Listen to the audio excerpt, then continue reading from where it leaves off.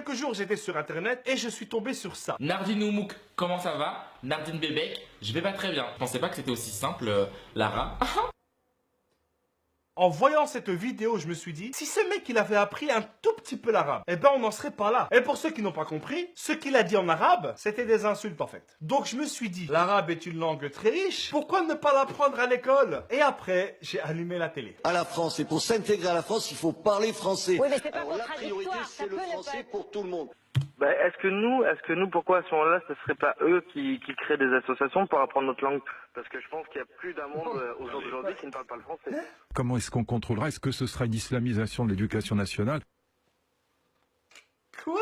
Là, on a un putain de problème, hein? Je sais pas si vous vous rendez compte, mais là, il y a un débat qui a été jusqu'à l'Assemblée nationale pour savoir si oui ou non, il faut apprendre une langue. C'est le truc de base, hein, pour communiquer avec un autre être humain. Et là, on parle même pas d'une petite langue, hein, parlée dans un petit village. Là, je te parle de la 5e langue la plus parlée au monde. Une langue parlée par plus de 500 millions de personnes. Mais à les entendre, t'as l'impression qu'ils vont ramener la polio en France. Et apprendre l'arabe, ça a beaucoup d'avantages. Déjà, c'est une langue qui a plus de 2000 ans d'histoire. Donc, t'auras accès à ces 2000 ans d'histoire. 2000 ans de poésie, de contes. Et t'as même accès à 500 millions de personnes si t'as besoin de quelque chose. Bon, je te garantis pas qu'ils vont tous t'aider, mais t'as accès. Apprendre l'arabe, c'est aussi très bon si tu veux faire du business à l'international. Que ce soit au Maghreb ou dans les pays du Golfe. Parce que quand tu vois le développement économique de ces pays, en apprenant l'arabe, ça va beaucoup t'aider. Aujourd'hui, il y a beaucoup d'entreprises internationales qui demandent à leurs employés de parler l'arabe. Ça t'aidera aussi à négocier quand t'es en vacances et que tu vas acheter des petits cadeaux. Parce que déjà au Maroc, si t'as pas une tête de Marocain, ton t-shirt, tu vas le payer 10 fois le prix. Et si en plus tu ne parles pas l'arabe, ton t-shirt, il te coûtera le prix de tes vacances. Et en apprenant l'arabe, tu pourras enfin comprendre pourquoi est-ce qu'il y a des mecs qui mettent des chiffres avec des lettres pour parler sur internet. C'est bizarrement quand une école propose des cours de chinois par exemple. Là, il y a tout le monde qui dit « Oh, tu apprends le chinois ?»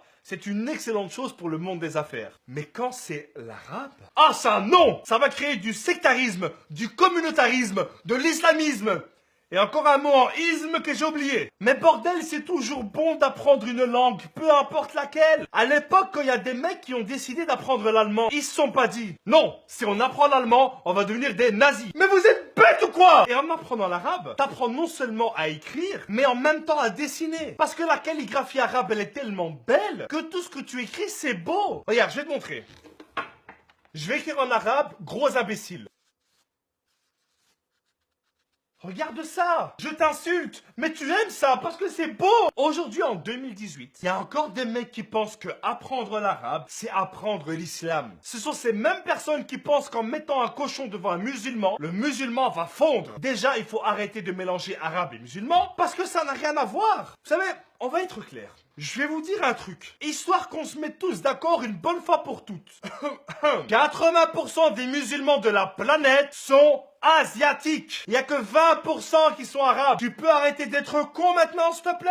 Et ces mecs pensent qu'en apprenant l'arabe, ils vont se transformer en arabe ou en musulman. Et connaître une langue, ce n'est pas juste apprendre des mots, mais ça t'ouvre les portes vers un nouveau monde, une nouvelle culture. T'as accès à des nouvelles histoires, à des poèmes, à de la musique. Tu prends une chanteuse comme Keltoum, les paroles d'amour qu'elle dit en arabe, Adèle et Ed Sheeran à côté, ce sont des petits joueurs. Hein. Et je rappelle aussi que c'est grâce à des mecs qui ont appris la langue arabe, qui ont traduit des livres, qui nous ont donné beaucoup au niveau des mathématiques, de la médecine, de l'astrologie, etc. Bon, je suis là, je parle beaucoup. Mais vous, qu'est-ce que vous pensez de ça? Mettez-moi ça en commentaire. D'ici là, on se retrouve la semaine prochaine. N'oubliez pas de vous abonner à la chaîne. Et merci à tous, c'était Abdel. Peace.